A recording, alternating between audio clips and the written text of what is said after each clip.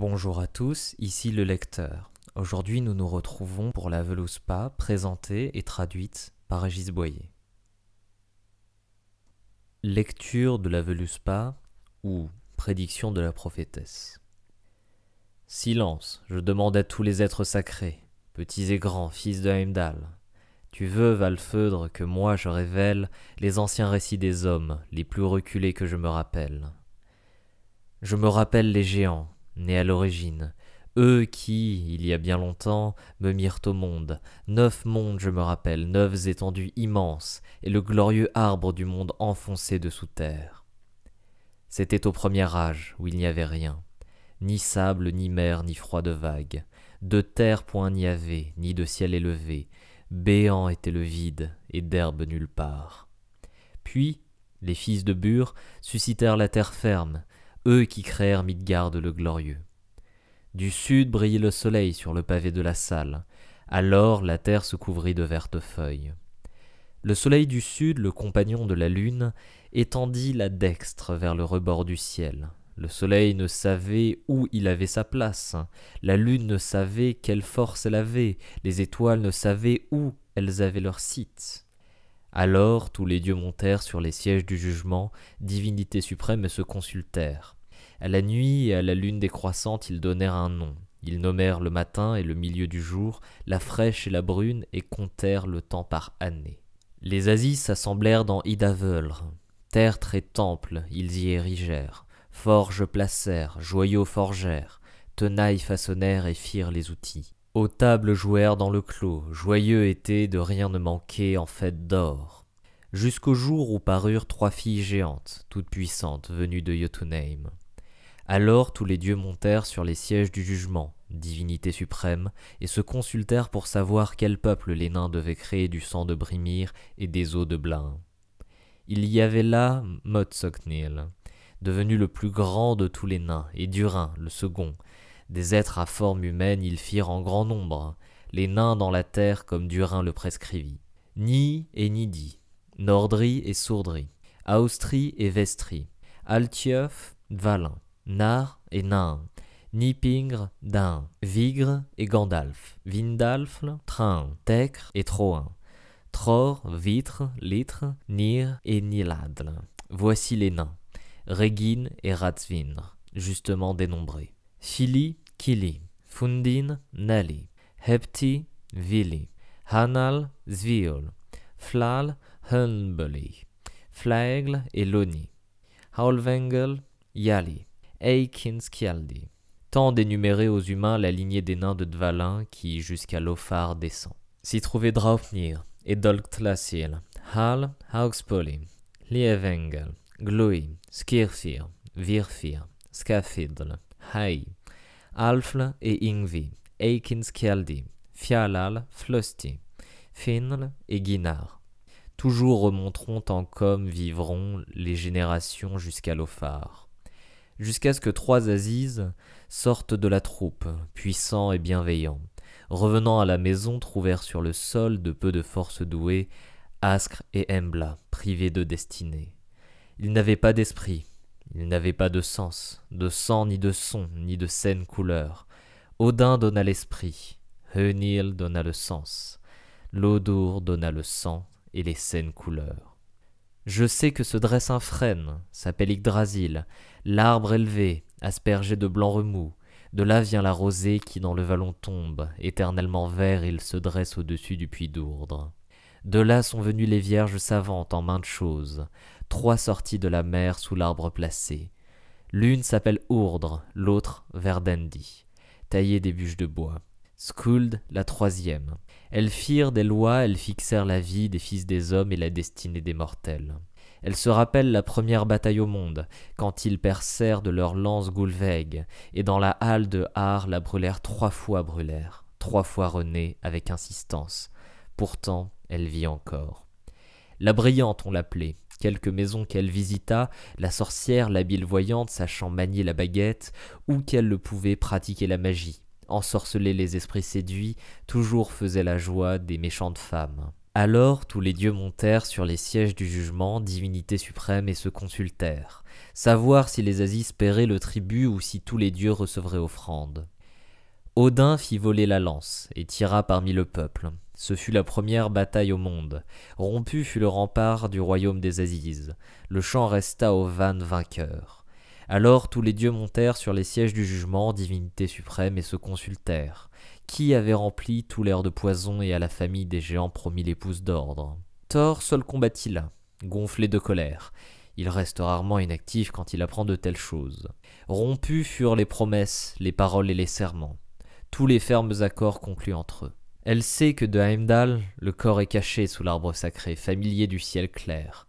Il s'asperge à la cascade boueuse du gage d'Odin. En savez-vous davantage, ou quoi? Seule elle était assise dehors, quand arriva le vieux, las très farouche, la regarda dans les yeux. « Que me demandez-vous? Pourquoi me mettre à l'épreuve ?»« Je sais bien, Odin, où tu as caché ton œil, dans le glorieux puits de Mimir. Mimir boit l'hydromel chaque matin, dans le gage de Valfodre. En savez-vous davantage, ou quoi? » Le père des armées choisit pour elle anneau et collier. Elle obtint sagesse, clairvoyance et magique science. Elle vit toujours plus loin dans l'étendue des mondes. Elle vit les Valkyries, venues de loin, prêtes à chevaucher jusqu'à la demeure des dieux. Skuld tenait le bouclier. Les autres étaient Skoegul, Gunl, Hildl, Gundul et Gjalskegul. Voici énumérées les femmes du seigneur des armées prêtes à chevaucher par la plaine des Valkyries. Je vis de Baldr, le dieu ensanglanté, le fils d'Odin, la destinée cachée.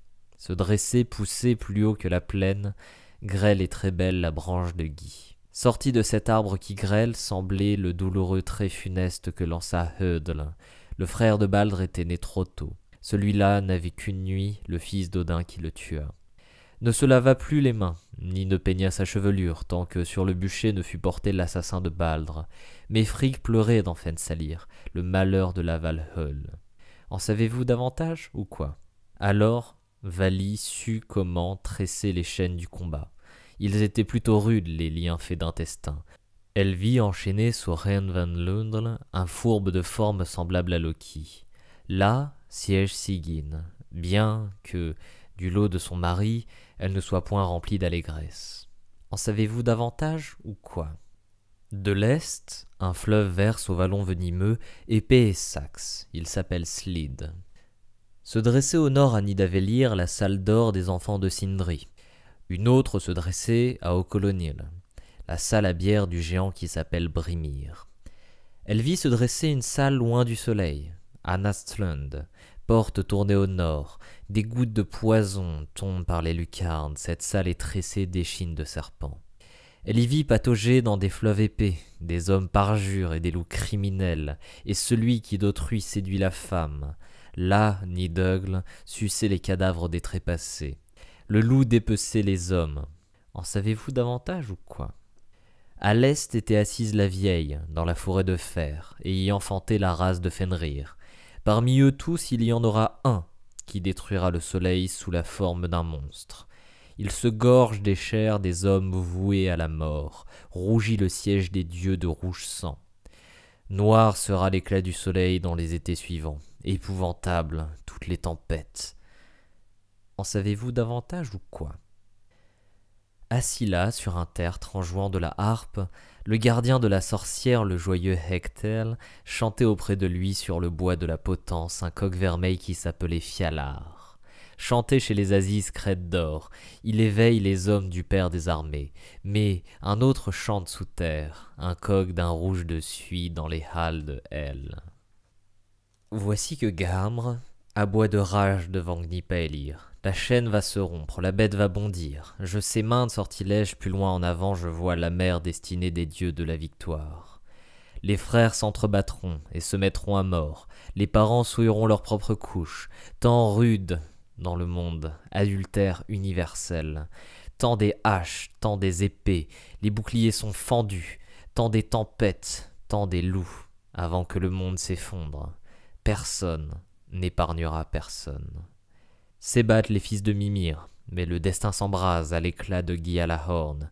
Heimdall souffle fort, corps dressé. Odin consulte la tête de Mimir. Yggdrasil tremble, le frêne érecte, gémit le vieux tronc et le géant se délivre. Tous frémissent sur le chemin d'enfer avant que le parent de Surtre ne l'engloutisse. Qu'en est-il des Azizes ? Qu'en est-il des Alphes ? Résonne to Jotunheim, les Azizes tiennent conseil, grommellent les nains devant les portes de roc, les maîtres des précipices. En savez-vous davantage ou quoi ? Voici que Gamre aboie de rage devant Gnipallir. La chaîne va se rompre, la bête va bondir. Je sais maintes sortilèges, plus loin en avant je vois la mer destinée des dieux de la victoire. Hyml arrive de l'est, bouclier levé. Jormungandr se retourne, saisi de la fureur des géants, le serpent fouette les vagues. L'aigle miaule, Nidföll lacère les cadavres, Nagflali est détaché. Un bateau vient de l'est, amenant par mer les enfants de Muspel, Loki à la barre. Les monstres voyagent tous avec le loup. À leur front s'avance le frère de Bileistl. Surtre arrive du sud, avec la mort des branches. Le soleil émane de l'épée du dieu des morts. Les rocs s'entrechoquent, les monstres s'ébranlent, les hommes foulent le chemin de Hel, et le ciel se crevasse. Alors arrive Lyn, une douleur nouvelle, quand Odin se met en marche contre le loup, le brillant meurtrier de Béli contre Surtre. Alors de Frigg périra l'amour. Voici que Gamre aboie de rage devant Gnipallir. La chaîne va se rompre, la bête va bondir. Je sais maintes sortilèges. Plus loin en avant, je vois la mer destinée des dieux de la victoire. Alors arrive le noble fils de Sigfödr, Vidar. Pour tuer la bête à charogne, du poing il enfonce l'épée jusqu'au cœur du fils de Vlendlungl. Voici que le père est vengé. Alors arrive le glorieux fils de Liodin. Le fils d'Odin s'en va tuer le serpent. Oxy en courroux la sentinelle de Midgard. Tous les hommes vont déserter leur demeure. Le fils de Fjölgyn, épuisé, recule de 9 pas devant la vipère sans craindre la honte. Le soleil s'obscurcit, la terre sombre dans la mer. Les luisantes étoiles vacillent dans le ciel. Ragent les fumées, ronflent les flammes. Une intense ardeur joue jusqu'au ciel. Voici que Gamle aboie de rage devant Gnipallir. La chaîne va se rompre, la bête va bondir. Je sais maintes sortilèges plus loin en avant, je vois la mer destinée des dieux de la victoire. Elle voit émerger une seconde fois, une terre de l'onde, éternellement verte. Coulent les cascades, au-dessus plane l'aigle qui, dans les montagnes, pourchasse les poissons. Les Azizes se rassemblent dans Hydavel. Du serpent puissant s'entretiennent, se remémorent les grands événements et les runes anciennes de Fimbultyr. Là vont se retrouver dans la verdure les merveilleuses tables d'or qu'au jour d'autrefois possédaient les peuples. Sur les champs non ensemencés croîtront les récoltes, tous maux seront réparés, Baldr va revenir. Hödl et Baldr habiteront les lieux de victoire de Hloptl, seigneur du séjour des morts. En savez-vous davantage ou quoi ? Hönil sait choisir le rameau fatidique, et les fils des 2 frères bâtissent dans le vaste séjour des vents. En savez-vous davantage ou quoi ? Elle voit une salle se dresser, plus belle que le soleil, couverte d'or à Gimlé. C'est là que les fidèles troupes vont habiter et pour l'éternité jouiront du bonheur. Alors arrive d'en haut, au dernier jugement, le puissant, le magnifique, celui qui tout gouverne. Arrive en volant le sombre dragon, la vipère étincelante, descendu de Nidafjöll. Il porte en son plumage, plane par-dessus la plaine, des cadavres, Nidögl à présent. Elle va disparaître. Et c'est ainsi que nous finissons la lecture de la Völuspá, présentée et traduite par Régis Boyer dans le recueil de l'Edda poétique. C'était le lecteur. Lisez, aimez, partagez.